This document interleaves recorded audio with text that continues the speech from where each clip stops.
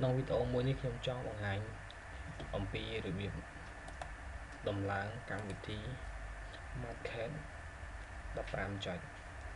អញ្ចឹងដំបូងគឺយើងត្រូវមាន software ហ្នឹងសិនគឺនេះគឺជា software ដែលខ្ញុំមាន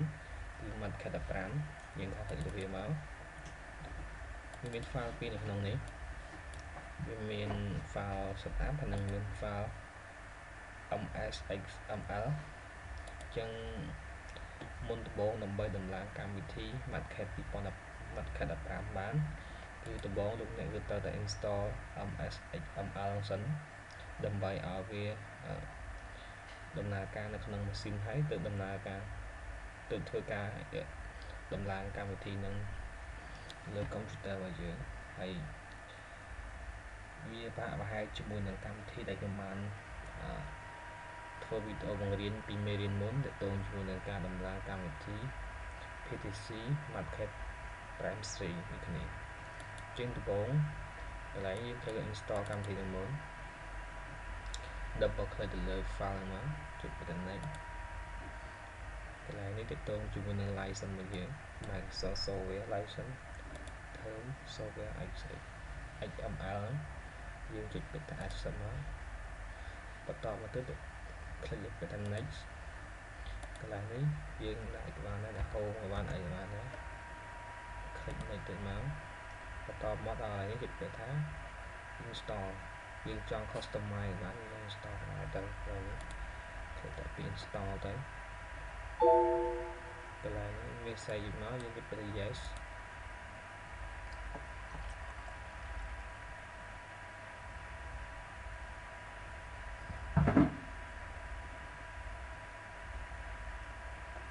ក្រោយពី install ចុះយើង click ទៅ finish បន្ទាប់ពីដំឡើងកម្មវិធីនេះចប់គឺយើងចាប់ដើមដំឡើងកម្មវិធី Market 2015ពី version 15ហ្នឹង click លើពីរដងចុច yes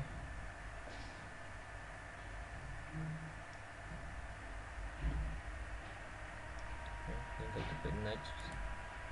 click ពាក្យថា accept ទៅតង license នេះគ្នាចុច button next កន្លែងនេះគេពាក្យថា Market ដែលយើង print install server PTC server license server ក៏បានតែយើងអត់មានទេយើងពេញយើង click លើពាក្យថា Market ហ្នឹងតែម្ដងណាវាតដល់ឆែកជាមួយនឹង SPX ដែលយើងបាន install កម្មវិធីនេះមួយហ្នឹងកន្លែងនេះខ្ញុំ recommend ឲ្យយក trial version សិន trial new license ហ្នឹងពាក្យថា next ពេលនេះទៅមកកន្លែងនេះយើងអាច store កម្មវិធីរបស់យើងនៅកន្លែងណា feature to install ហ្នឹងកន្លែងនេះយើងមិនចាំប្រាប់ចាំធ្វើការផ្លាស់ប្ដូរទេកន្លែងនេះគ្នាទូទៅកម្មវិធីដែលយើងដំឡើងទៅ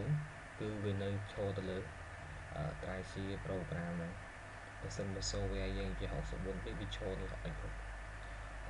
ដែរបើយើង software នឹង install ទៅវា86ឬក៏32ហ្នឹងវាអាចចូលដល់ហ្នឹងដែរចឹងនេះមិនខ្វល់ទេមិនត្រូវការកែប្រែទេវាទៅវិញទៅមកកន្លែងទៅតងជាមួយនឹង type ស្អី license របស់យើងហ្នឹងតែដោយសារលក្ខខណ្ឌនេះគឺយើងមាន license ទេយើងអាចមិនបាច់ type file ទេជិះទៅ next មកកន្លែងនេះទៅតងការបង្ហាញ shortcut location របស់យើងទី1គឺ desktop start menu ហើយនឹង quick launch យើងយកដើម្បី install បន្ទាប់ពីការធ្វើ install ទៅរយៈពេលប្រហែលជា1នាទីទៅ2នាទីវា install ចប់ខ្ញុំនឹងបង្ហាញពីរបៀបក្រេកកម្មវិធីហ្នឹងឬក៏របៀប type file ឲ្យ full វាមានលក្ខណៈងាយស្រួលទេគឺលោកអ្នកត្រូវតែចូលទៅលើពាក្យថាក្រេកនេះ copy ក្រេកនេះមក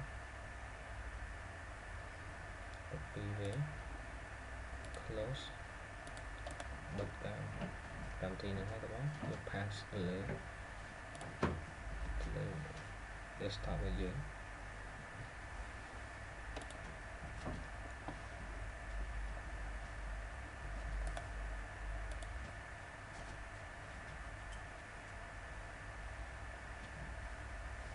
កន្លែងនេះក៏យើង click លើពាក្យថាកែយើងមកយើងក្រោម copy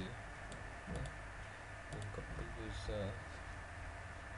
EFI យើង copy ម៉ាត់នេះមក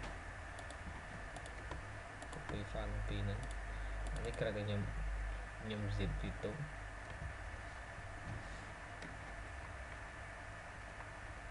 ដូចគ្នាទេចឹងយើងទៅប្រើយើងក៏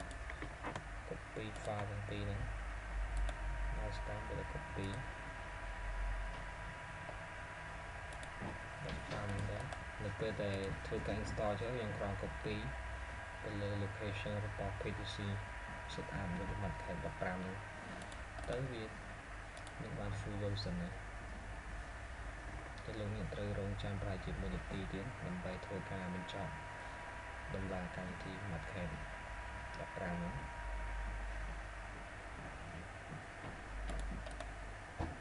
ហើយប្រសិនបើលោកអ្នកចង់បានវីដេអូថ្មីទាក់ទងជាមួយនឹងការដំឡើង software ដែលផ្ដោតទៅលើវិស័យសំណង់ civil ឬក៏មេរៀនល្អៗដែលទាក់ទងជាមួយនឹងការបង្រៀន AutoCAD Matcat ឬក៏ AutoCAD Structural Detailing Revit Structure ឬក៏ Advanced Concrete លោកអ្នកអាចចូលទៅលើយើងក្រោយចូលវាយមកចូល YouTube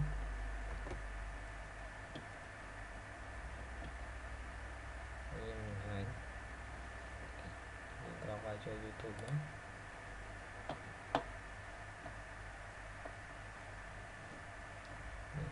ខ្ញុំសុំមកហើយចប់ហើយ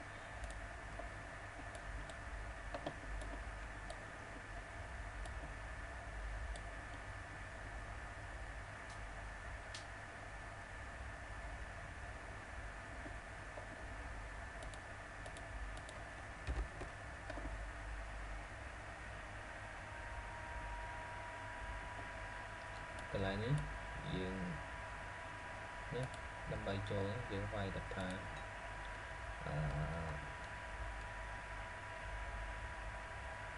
civil engineering វាយថា civil engineering Cambodia ដែរ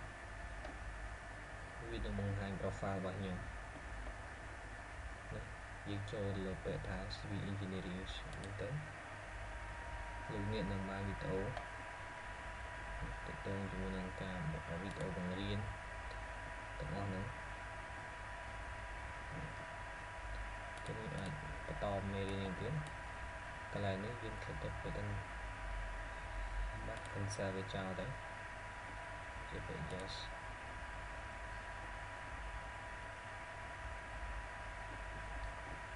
install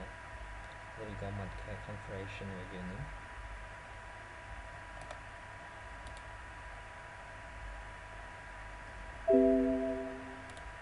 complete ហើយវាជាពាក្យ next axis យើងសូមបញ្ជាក់ម្ដងទៀតគឺយើងចូលទៅលើ file Matcat 2015ហ្នឹងមកយើងចូលពាក្យ create ហើយយើង copy create ទៅពីហ្នឹងមក user if EIF ហើយនឹង Matcat ហ្នឹងមកស្ដាប់វាមកបន្តមកទៅយើង copy យើងមកស្ដាប់លើ Matcat 2015យើងជិះពាក្យថា property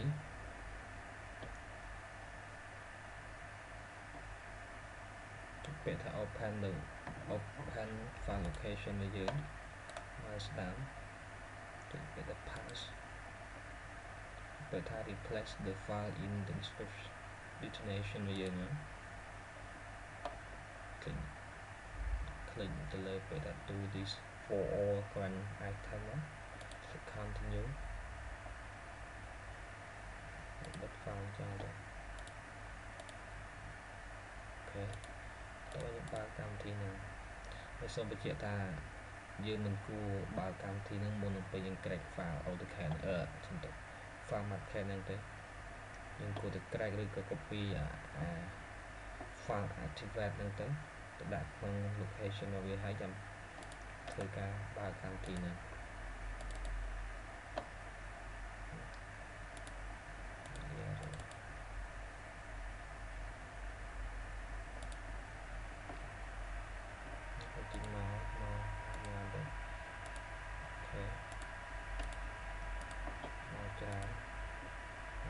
ចឹងដាក់នេះចោលទៅ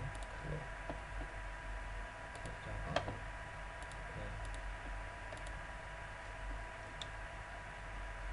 យើងបានកម្មវិធីការដោយ full version របស់យើងទទួលជា Notepad របស់យើង2015 version 15 ហ្នឹងអញ្ចឹងសូមបញ្ចប់ត្រឹមហ្នឹងសូម